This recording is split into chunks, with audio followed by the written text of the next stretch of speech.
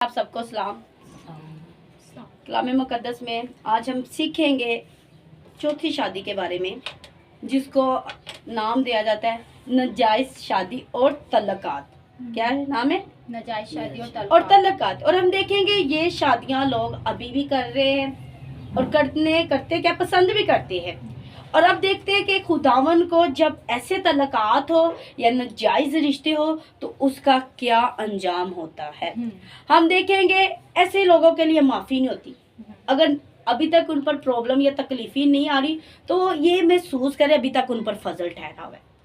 ये कोई उनकी नेकी या कोई ऐसा काम नहीं, ये समझो कोई फजल है या कोई आपके लिए कोई ऐसी पर्सन दुआ कर रहे, कोई आपके पीछे है जिनकी वजह से खुदा आपको छोड़ रहा है।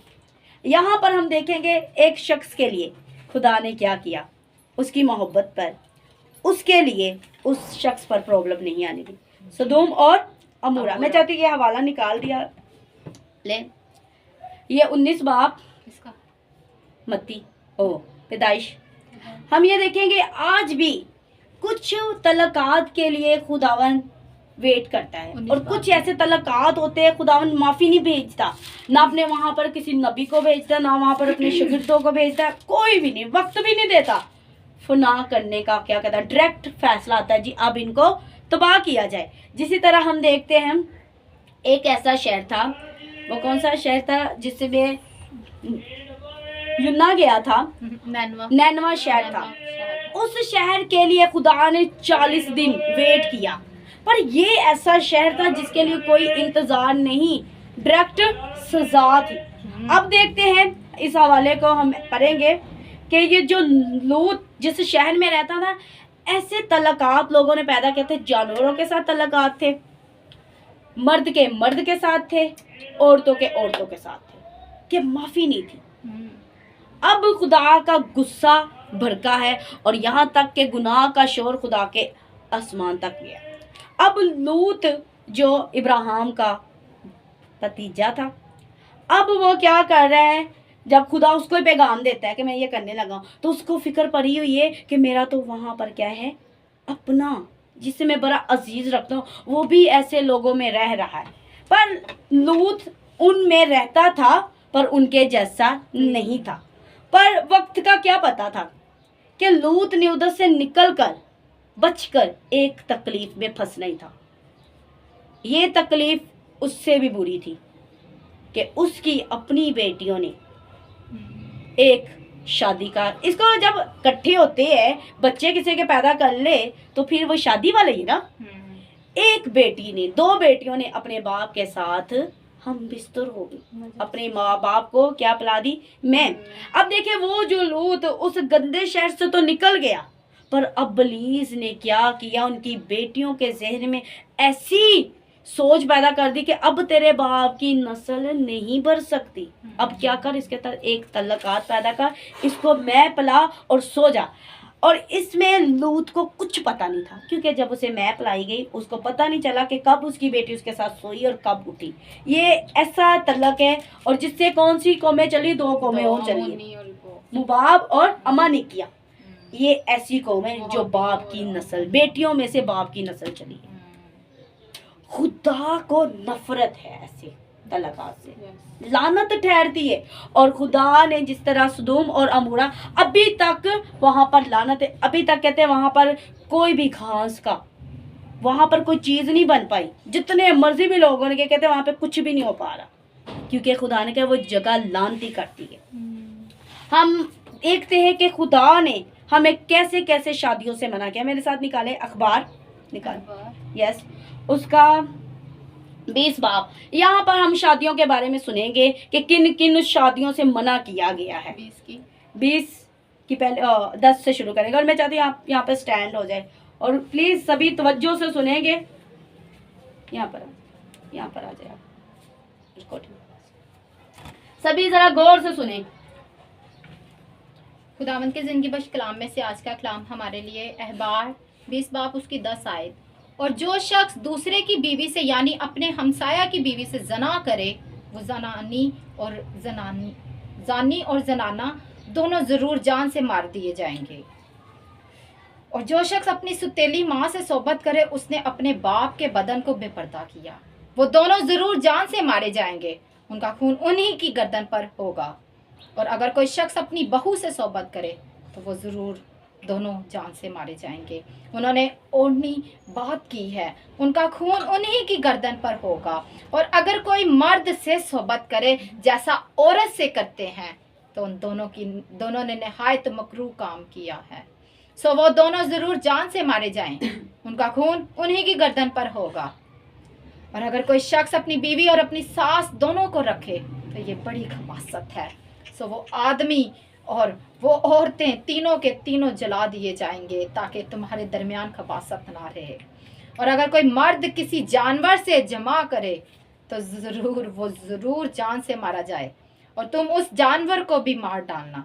और अगर कोई औरत किसी जानवर के पास जाए और उससे हम सोबत हो तो उस औरत और जानवर दोनों को मार डालना, वो जरूर जान से मारे जाएं, उनका खून उन्हीं की गर्दन पर होगा।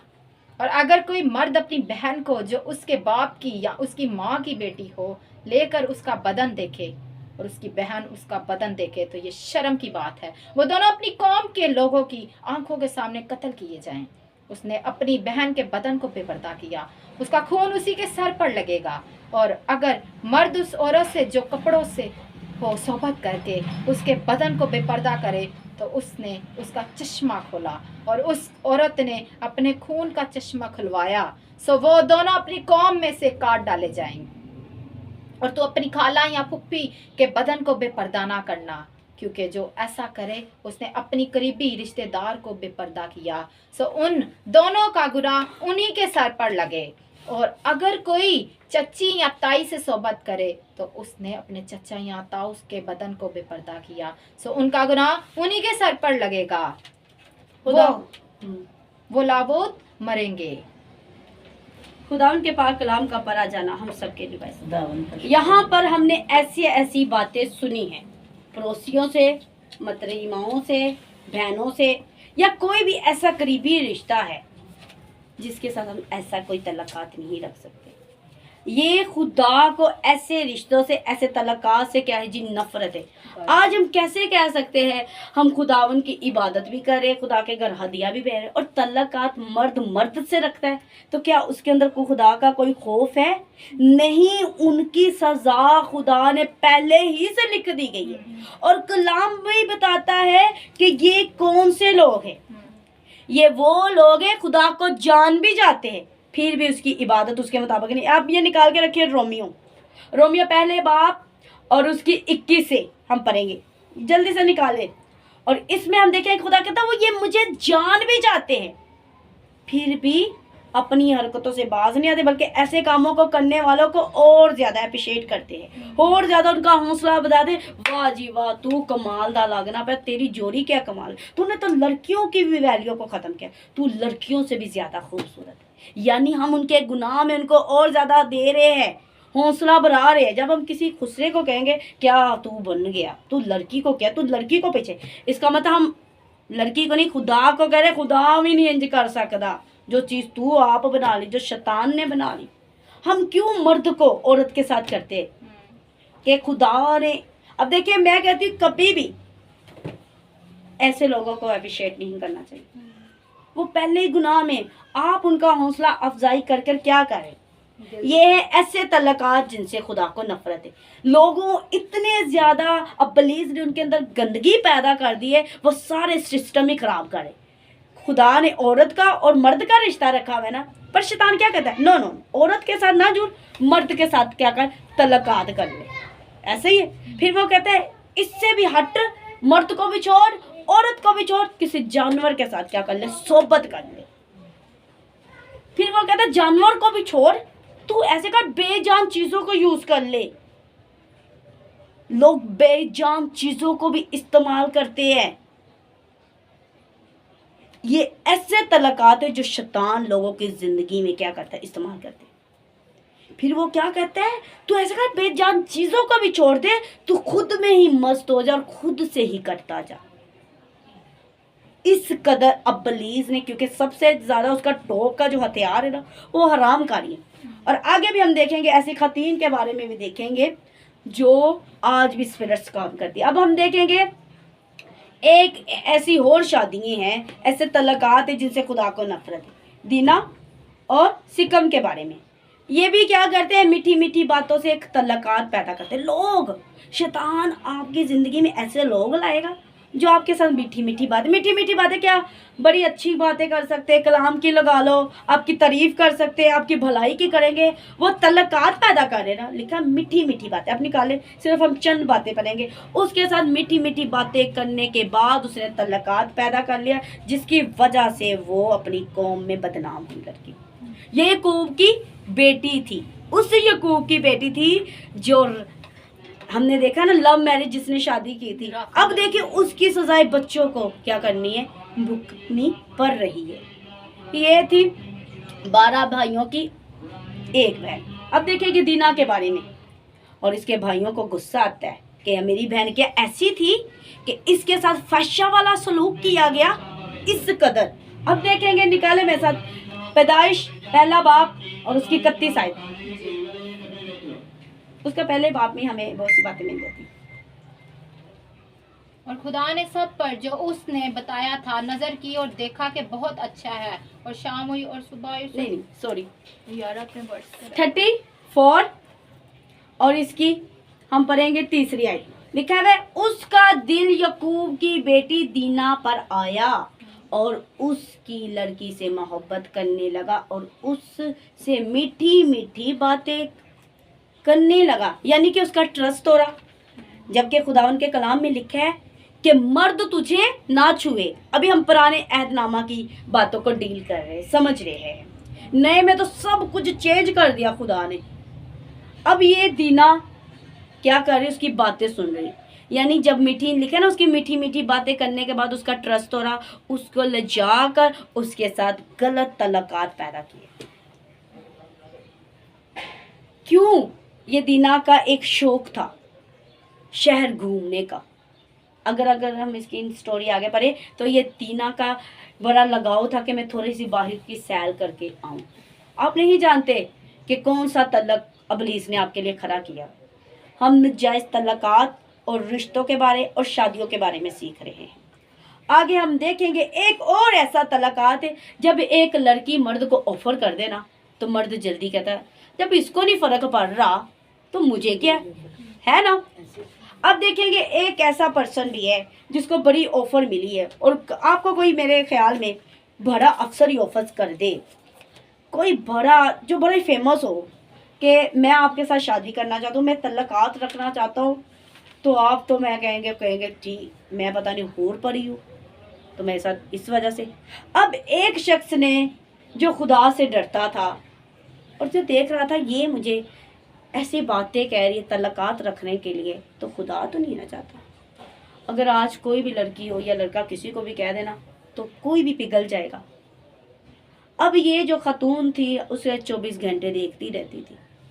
लिखा ये बड़ा खूबसूरत था। खुदा के लोग बड़े खूबसूरत, क्योंकि अबलीस दोनों को अगर किसी को भी फंसाना है ना उसने खूबसूरती को ही खड़ा करना है।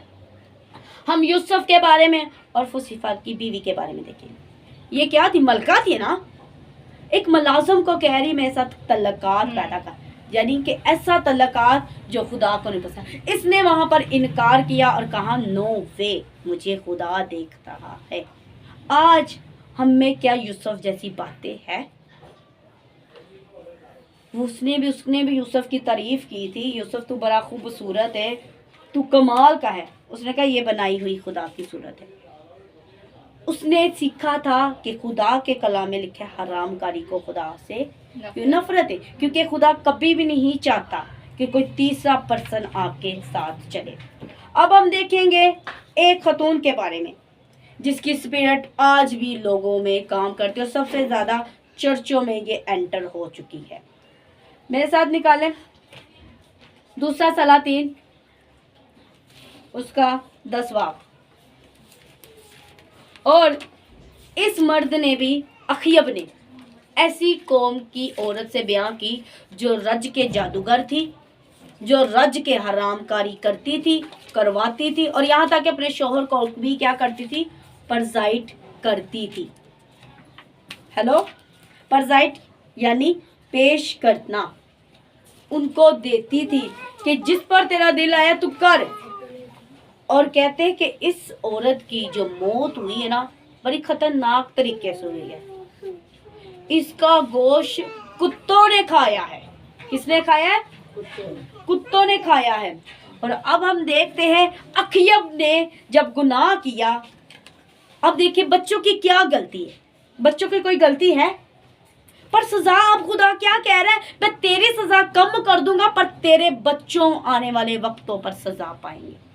अखयब पर देखेंगे, इजाबेल जब मरती है उसकी हरकतें ऐसी थी कि जिस बर्द ने उसके आदमी को मारा वो उसी के लिए सवर रही थी। क्या कभी खुदा चाहेगा कि आपका जीवन साथी बेवफा हो? कभी भी नहीं चाहेगा। क्यों खुदा हमें मना करता है? शादी जो सबसे बड़ा, सबसे जिंदगी का ना मेन फैसला है और मेन टॉपिक है और मेन सफर का ये है ना हिस्सा है आपका, जिसने आपने चलना है। हम देखेंगे नबुकत की मौत कैसे हुई, अखयब की अखवियत मौत के बारे में देखेंगे। निकाल लिया आपने? 10 बाब, सलातीन, दूसरा सलातीन 10 बाब, यस, आयत। इसकी पहली आयत थी। और सामरिया में अखीयब के 70 बेटे थे। साहू ने सामरिया में यजाइल के अमीरों यानी बुजुर्गों के पास और उनके पास जो अखीयब के बेटों के पालने वाले थे खत लिख भेजे कि जिस हाल तुम्हारे आका के बेटे तुम्हारे साथ हैं और तुम्हारे पास रथ और घोड़े और फसलदार शहर भी और हथियार भी हैं, तो इस खत के पहुंचते ही तुम अपने आका के बेटों में सबसे अच्छे और लायक को चुन कर उसे उसके बाप के तख्त पर बैठाओ और अपने आका के घराने के लिए जंग करो। 1 मिनट, आप इसी का 9 बाब, 1 मिनट, दूसरा सलातीन में था। हम अखयब के बेटों के बारे में देख रहे हैं कि उनकी मौत, उनकी सजा कैसे आती है। हवालों में थोड़ी प्रॉब्लम होगी लिखने में। मिला जी, 9 बाब की लिखा हुआ अखयब की मौत 32 आयत देखे।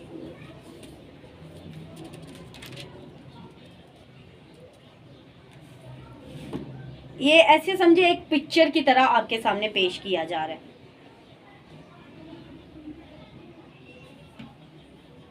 तब पर उसने खिड़की की तरफ, हाँ, पर उसने खिड़की की तरफ मुंह उठाकर कहा, मेरी तरफ कौन है? कौन? तब 2-3 ख्वाजा सराओं ने इसकी तरफ देखा। इसने कहा, उसे नीचे गिरा दो। तो उन्होंने उसे नीचे गिरा दिया और उसके खून की छींटें दीवार पर और घोड़ों पर पड़ी और उसने उसे पांव तले रौंदा। और जब ये अंदर आया तो इसने खाया पिया। फिर कहने लगा, जाओ उस लानती औरत को देखो और उसे दफन करो क्योंकि वो शहजादी है। और वो उसे दफन करने गए पर खोपड़ी और उसके पाँव और हथेलियों के सिवा उसका और कुछ उनको ना मिला। इजबल की मौत के बारे में हमने देखा क्योंकि खुदा को ऐसी औरतों से क्या है? नफरत। ये आज भी पताल में नीचे तकलीफ पा रही, पर अबलीस इसका सबसे ज्यादा इस्तेमाल करता है। अब ये औरत को मरे कितनी देर हो गई? बहुत से घराने अगर तबाह होते ना तो ये स्पिरिट्स आज भी लोगों में काम करे। आज देखिए, अगर हमें आज 55 साल की भी उम्र है ना तो हमें प्यार जग जाता है, 40वीं की उम्र में भी हमें प्यार हो जाता है। ये प्यार नहीं, ये एक स्पिरिट से जो क्या करते हैं, अबलीस आपके अंदर पैदा कर देता है और जिसकी वजह से लोग बदनाम और बहुत ज़्यादा तकलीफ में पड़ जाते हैं। हम देखते हैं अखयब पछताया था, इजबल पछताई नहीं है। इसके पछताने से, इकरार करने से, क्योंकि खुदा दिलों को देखता है और खुदा ने कहा कि मेरे अखयब पर गौर कर, ये पछता रहा है। देखेंगे हम पहला सलातीन उसके 21 बाब और उसकी 32वीं आयत लिखा हुआ है। जब अखयब निकालो 21 बाब की 32 आयत लिखा हुआ है। अब अखयब ने बातें सुनी तो अपने कपड़े फाड़े और टाट और पहन लिया और रोज़ा रखा, टाट पहनते हुए उसने क्या कहा जी, रोज़ा रख लिया। जब देखा ना उसने कलाम सुना है एलिया का, तो वो टूट गया कि मुझसे क्या हुआ है। अब खुदा ने उसकी हालत पर गौर किया और एलिया को कहता, देखा तुझे कि उसको पछतावा हुआ है, पर उसे जाकर कलाम दे कि मैं तेरे आयाम में कुछ भी प्रॉब्लम नहीं, तू अब मरेगा, तेरी मौत को मैंने आसान कर दिया। अखी अब मरा था, उसकी मौत आसान हो गई थी। उसने कहा उसके बेटों के आयाम के खानदान में क्या हो गई, बला नाजर होगी। क्या होगी, बला नाजर होगी। अब ये देखेंगे हम, जब माँ बाप ऐसे तलकात पैदा कर लेते तो बच्चों को भुगतने पड़े। कैसे भुगतने, बच्चों के घर नहीं बसते, बच्चों में प्रॉब्लम रहती है, बच्चों में डिस्टर्बिंग रहती है, जिसकी वजह से क्या होती, शादियां कामयाब नहीं होती। आज हम शादियों पर इसलिए गौर कर रहे हैं, क्या कहीं हमारे आसपास ऐसे लोग तो नहीं हैं, हमारे आसपास ऐसे लोग तो नहीं रह रहे जिनके तलकात डिस्टर्ब है। मैं चाहती हूँ आप प्लीज सभी ध्यान इधर दें, प्लीज कलाम को सुनो। आज इसलिए इस मैसेज का शुरू करने का मेरा मकसद ये है कि तलकात, किसी ऐसे तलकात में ना फंसे। फ्रेंडशिप करने से ही कौन से तलकात खराब हो पता नहीं ना चल, दोस्त ही कहते और बाद में कुछ और ही रिश्ते निकलते। खुदा को नफरत है। अब हमने सीखना है हकीकी शादी के बारे में। कौन सी शादी के बारे में, हकीकी शादी के बारे में। अभी हमने नाजायज शादियों के बारे में सीखा है, अब हमने सीखना है हकीकी शादी के बारे में और दुल्हन के बारे में, कि जो हकीकी शादी है वो कौन सी है। तो आज का जो मेरा मैसेज है ना, इस पर हमने ध्यान देना है कि नाजायज तल्लुकात से हमने बचना है। अगली बार हमने सीखना है जो 5वीं शादी है, वो सीखेंगे खुदा यीशु मसीह के बारे में और कलीसिया के बारे में और पाक शादी के बारे में। कि आज हमने ये पुरानी शादियों को डील किया है, अब हमने सीखनी है वो शादियाँ जो हकीकी शादियाँ हैं। जो नापाकी के रिश्ते हैं भाग कर करते, उसमें खुदा एग्री बिल्कुल ही नहीं। आप उसको ये नहीं कह सकते क्या कमाल की जोड़ी। आप ऐसी जोड़ियों को मत ऐसा कहा करके कमाल की जोड़ी, क्योंकि आप कह रहे कि खुदा ने तो जोड़ना नहीं सी, तू आप चंगा कितना जोड़ गया। इसका मतलब खुदा के फैसले आपको भी नहीं पसंद। हम बातों बातों में गुनाह कर जाते हैं और जिसकी वजह से प्रॉब्लम शुरू हो जाती है। तो मेरे अजीज़ों, ज़रूर अपनी फैमिलियों में, अपने पड़ोसियों में देखा करें कि कोई नाजायज तल्लुकात तो नहीं है। कलाम हमें इस बारे में क्या कहता है, आप उनको बता सकते हैं। जब हम क्या करते हैं, गैर कौमों में या गैर तल्लुकात रखते हैं, तो खुदा का गजब उन पर नाज़िर होगा। उन पर नहीं तो उनके बच्चों पर हो जाएगा। हमने देखा अखयब ने गुनाह किया तो किसको भरना पड़ा, उसके बच्चों को।